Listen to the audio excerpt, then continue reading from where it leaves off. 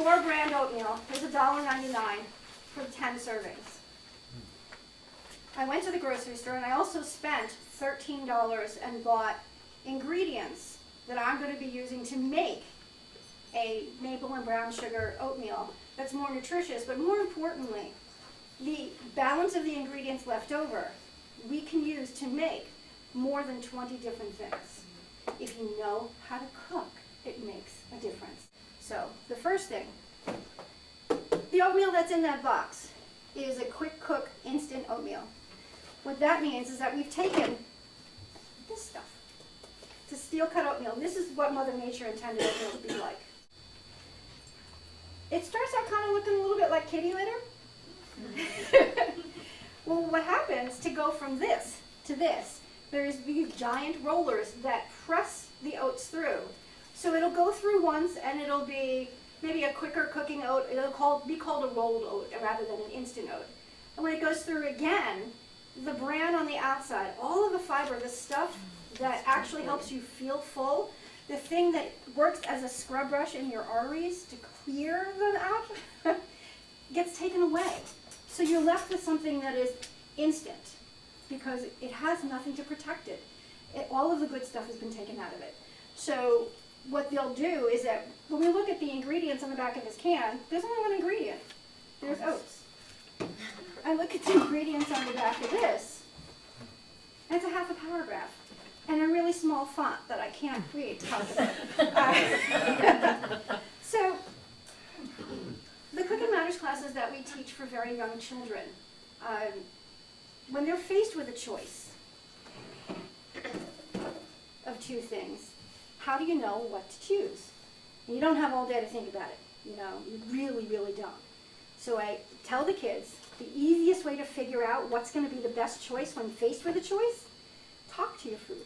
Ask it one question. Do you remember where you were born? This remembers where it was born.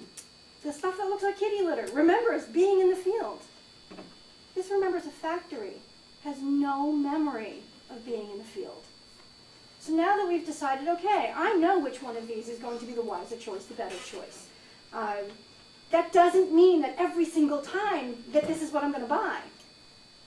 Sometimes I might decide to buy this, but then it's my choice. And bringing in the fruits and vegetables things, especially for somebody in a food stamp budget, can be very, very difficult.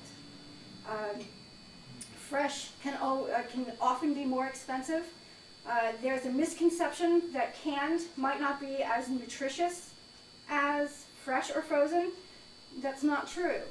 The nutritive value according to a breakdown, a chemical breakdown, the food is going to be almost identical.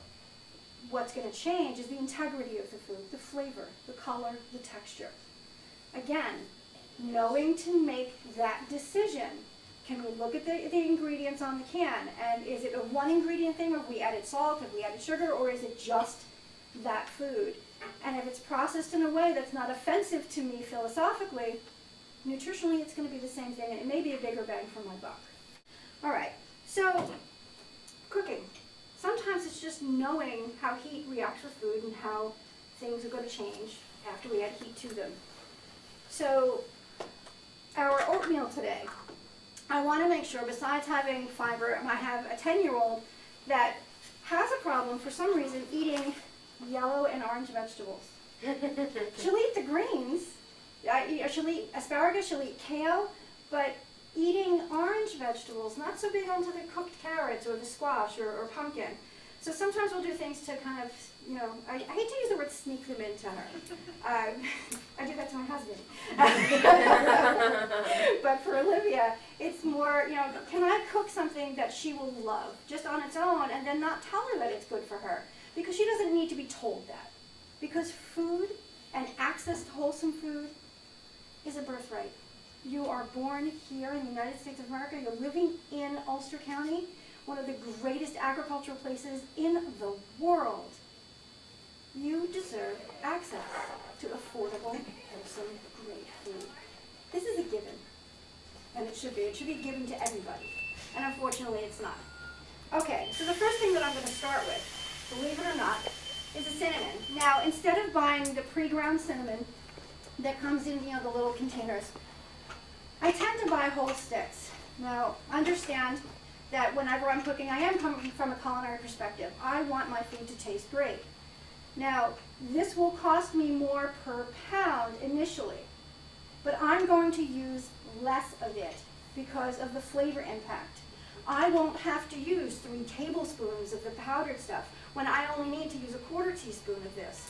The other thing that I'm going to do is after I grind this, is in my dry pot.